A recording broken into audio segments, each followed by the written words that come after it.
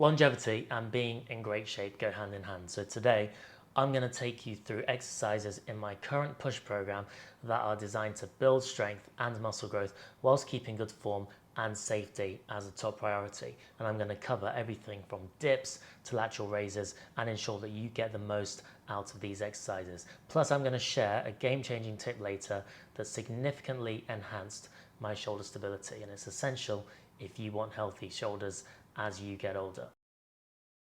So I like to start my session with a deep handstand push-up on the parallettes as a warm-up. Given that I've practiced this for years, this is more of a skill-based movement at this point, and it's going to be a fantastic way for just getting my brain stimulated and shoulders activated, ready for the session. Then we're on to my first major exercise, which is dips. These are great for improving shoulder stability since they're very unstable movement, and similar to the pull-ups, they challenge and force stability of the shoulders, making exercises more effective. Loading into shoulder extension is going to ensure that the dips target the pecs, triceps and deltoids. Make sure to stay tuned because I'll explain later why dips are a great chest exercise and probably not the best tricep exercise.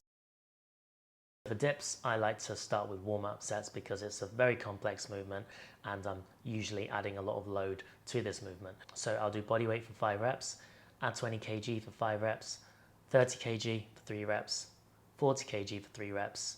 Then I start just warming up the singles, so 50 kg for 1 rep, 55 kg for 1 rep, and then I perform my work sets. And as of the last session, it was 60 kg for 3 sets of 3. Now my main focus is to get deep and I ensure that my chin touches the apparatus every time, and this guarantees shoulder extension, and this is a position in which we want to be strong and stable in.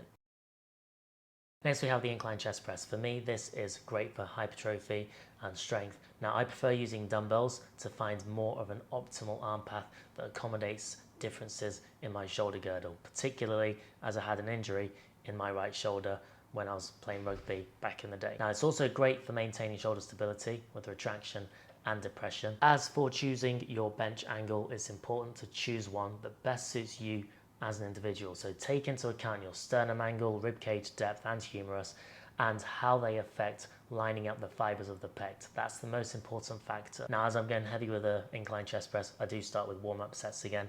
Typically, I'm doing 50% of my working set for 4 reps, then 75% for 2 reps. Then straight into those work sets where I'm training in the 6 to 8 rep range.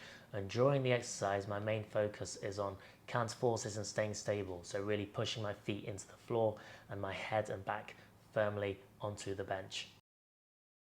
Seated shoulder press is another exercise that I include in my pushing sessions, and this exercise is geared towards, again, hypertrophy and strength. That said, I like to ensure that my shoulders are in what's called the neutral scapular plane, which is called scaption, and this is typically 30 degrees in front of the body rather than having the elbows out to the side. Now for the seated shoulder press, I start with warm-up sets, 50% of the weight I'm about to use for 4 reps, then around about 75 for 2 reps.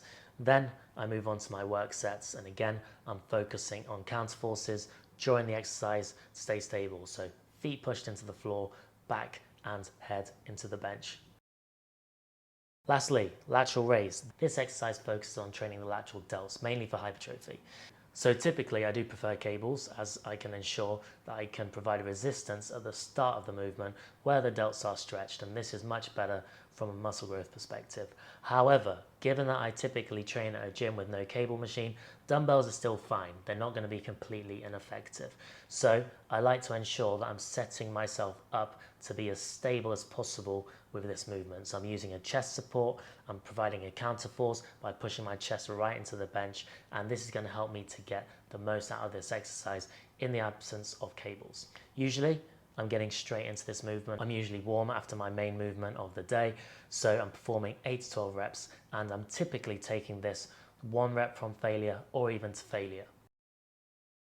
So I did mention at the start that there is a tip that's really helped with my shoulder mobility and stability, and that was basically committing to learning calisthenics skills. They all demand so much in terms of shoulder mobility and stability, and are a great way for you to train these attributes.